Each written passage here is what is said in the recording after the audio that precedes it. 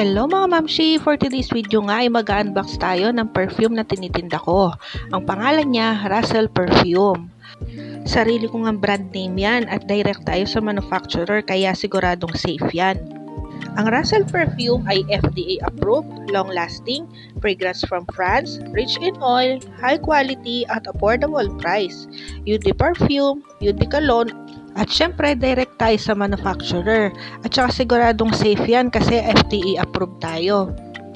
Mura lang nga itong perfume natin mga mamshi. Sa halagang 150 pesos, 85 ml na yan. Tapos may free pouch ka pa. Open for reseller nga ako sa mga gustong kumita. PM nyo lang ako. Syempre, meron tayong reseller package kaya mas mura. Kaya kikita ka talaga. Pang batch 8 na nga yung binubuksan natin. 13 na peraso yan. Tapos may kasamang free tester kasi may bagong labas na scent ng perfume. Kaya yun ang kinuha kong tester. This year ko lang nga inumpisahan yung pagtitinda niyang perfume at pagre-rebrand. Inumpisahan ko siya nung March, saktong birthday ko. Since 2016 nga, nag-online selling na ako.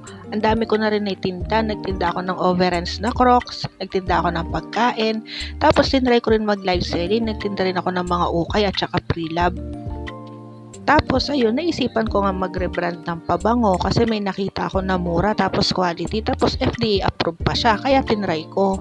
Meron nga akong ilalabas na bagong product, pero syempre secret muna sa ngayon, pero sana supportahin nyo rin mga mamshi. Siguradong quality din yun at safe sa inyo. Iba pa rin kasi yung may extra income kahit may work ka. Sigurado marami makaka-relate sa akin doon. Hanggang dito na lang nga muna yung video natin mga mamshi. Ayan, pakita ko na sa inyo isa-isa yung perfume. Nag-try nga akong gumawa ng ibang logo kaya lang sabi nila mas maganda daw yung unang logo ko. Kaya yun na lang ang gagamitin ko ulit. Ayan na yung mga order sa akin. May kasama na yung pouch pag umorder ka. Thank you for watching. See you on my next vlog. Bye!